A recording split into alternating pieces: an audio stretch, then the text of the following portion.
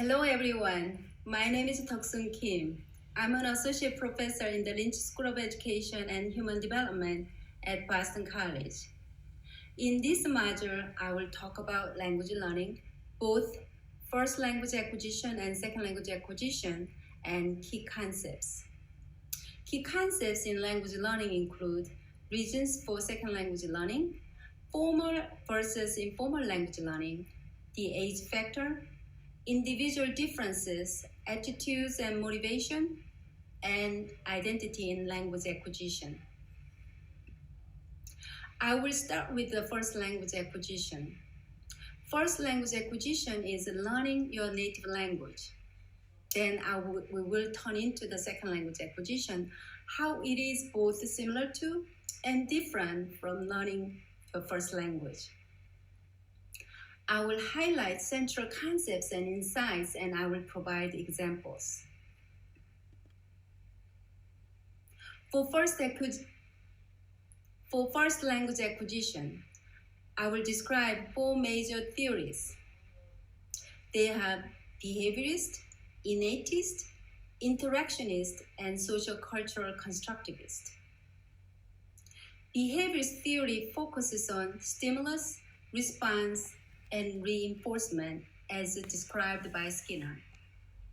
Innatist theory argues that humans are born with a language acquisition device, so-called LAD, that is pre-structured for language learning.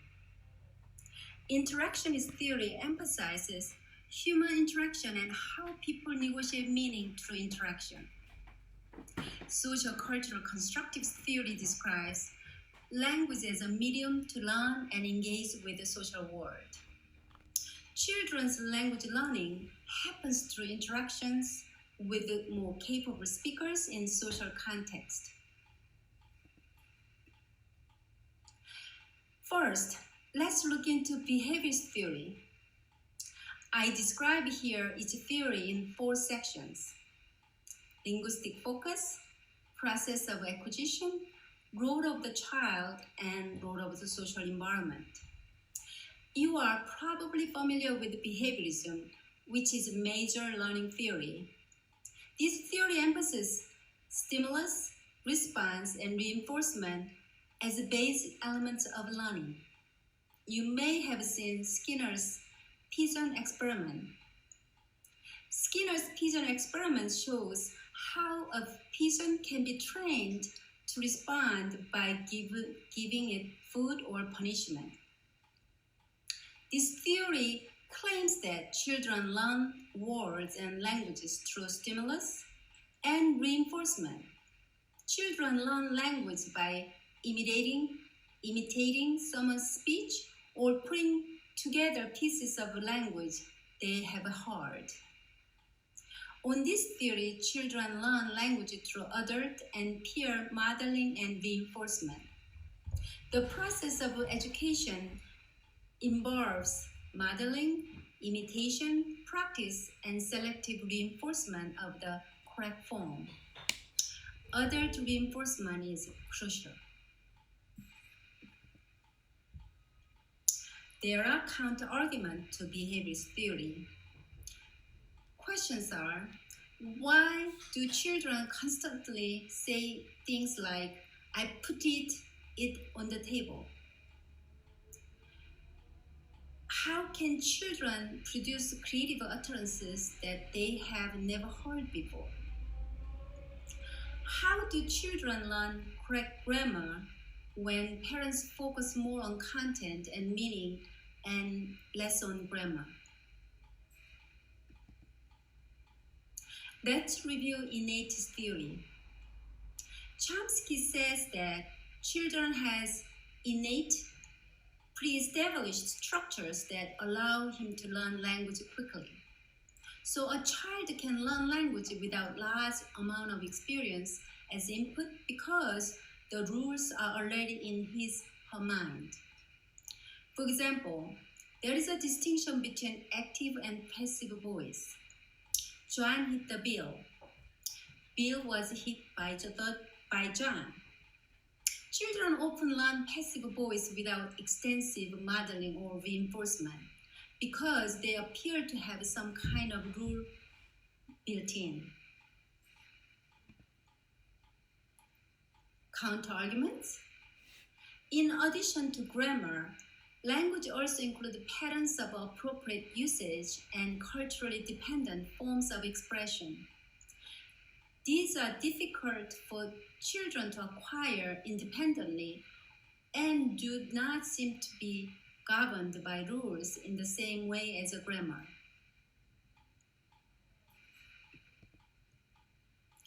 Let's look at interactionist. Interactionist theory focuses on conversations between the child and caregiver. Both nature and nurture are seen as crucial to the language acquisition process. In conversation, children engaging in questions, answers, and challenges, and so forth. Through conversation, child negotiate meaning.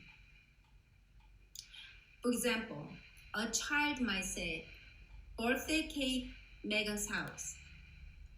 Mom responds, "We had birthday cake at Megan's house. What else did we do at Megan's house?" Child says, "Megan Dolly." Mom says, "Megan got a doll for her birthday, didn't she?" This is called conversational scaffolding. Counter-argument. Parent or caregiver and child interaction varies across cultures. For example, in one remote village in Bolivia, during the child's first 3 years, parents only interact directly with the child only about 1 minute a day. In this context, children observe and practice language without much direct input or feedback from parents. But it didn't have a negative impact on child's language acquisition. Let's look at social-cultural constructivist perspective. Language is a social tool. It is internalized from the outside. The child does not have to build it in himself or herself because it exists in the collective and child is able to borrow it in the same way you would use a hammer that was invented by someone else. Children use language as a tool to accomplish their goals in context. They behave like an apprentice, working with more competent speakers who provide scaffolding as their language develops. For example, a child is able to use counterfactual with some limited input from another adult. If the world were flat, people could fall off the edge. The adult might begin the sentence, which the child could then complete. Vygotsky distinguished between spontaneous and scientific concepts. Spontaneous concepts are learned without conscious effort or explicit instruction. The child learns the first language spontaneously, except for complicated constructions learned in school. Scientific concepts are learned through conscious effort. Scientific concepts are related to one to another in a system. So students must be taught and must explicitly focusing on learning the concepts in the system.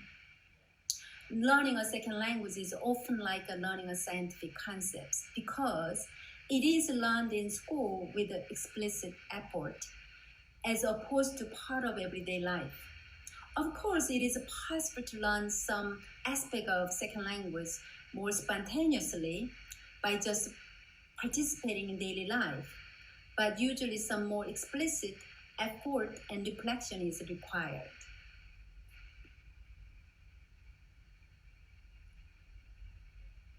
When we look at first language and second language acquisition, let's discuss these two questions.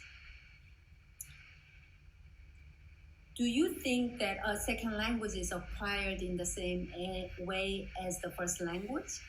Why? Why not? Is it appropriate to replicate first language teaching strategies in order to teach second language? Why? Why not? Now let's review second language acquisition.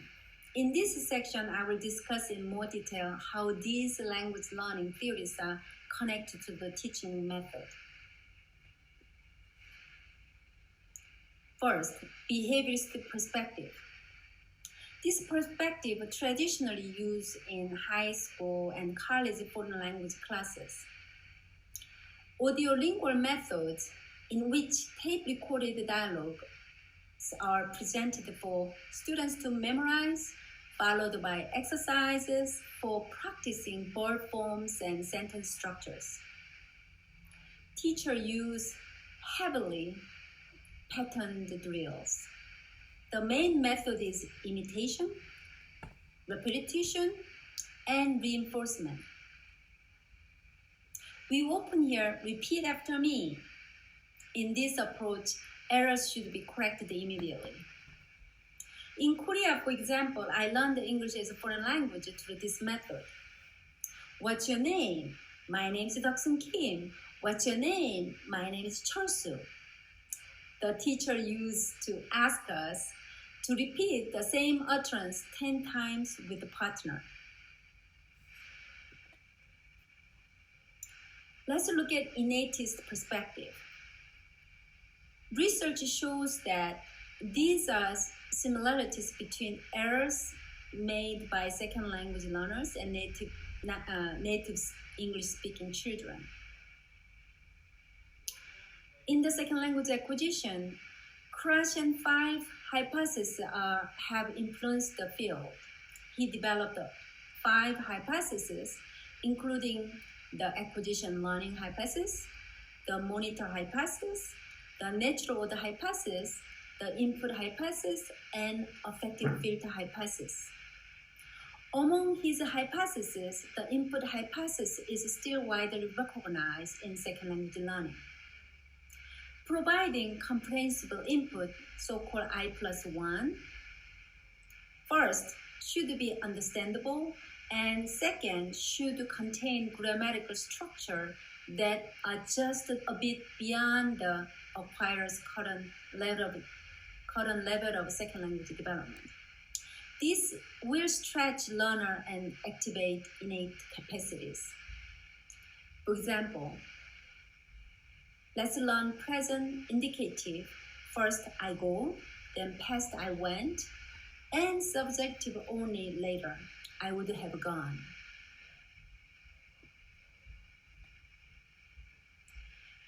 Interactionist theory focused on negotiation of meaning. Natural conversations between native and non-native speakers are crucial. Native speakers modify their speech so their novice conversational partner can understand. They use methods such as paraphrasing or using additional verbs and nonverbal cues. Non-native speakers use their budding knowledge of a new language to try to communicate. And they also use methods such as asking for clarification. Can you tell me again? What did you say? Asking for repetition, indicating that they don't understand. Using other verbal or nonverbal cues to show lack of understanding.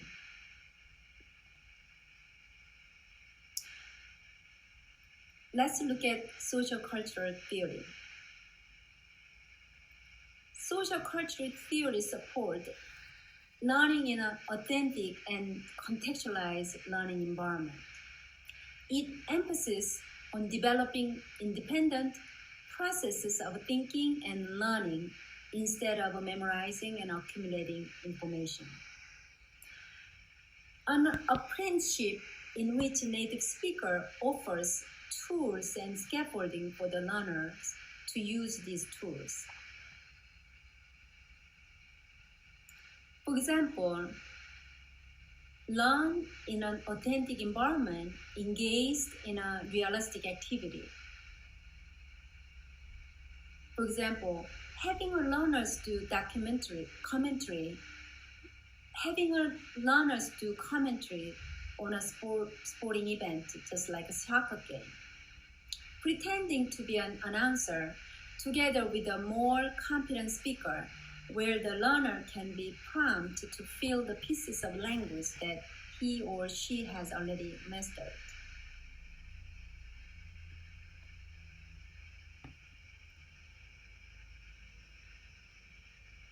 Reflect on your learning and teaching experience. Which theory seems most prosperous to you? Think about your own experiences acquiring/learning a language, either your native language or foreign language. What kind of activities or strategies were used in your learning? Which theory best describes your experiences? If you have had any experience teaching an English language learner, which theory perspectives might best describe your practice? Do you think these learning teaching strategies are successful?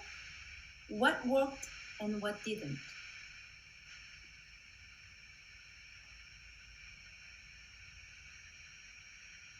I like to engaging in this activity. Let's think about how can we apply these theories to your teaching. Select a lesson that you have taught, brainstorm how you might restructure your teaching strategies based on each of these theories.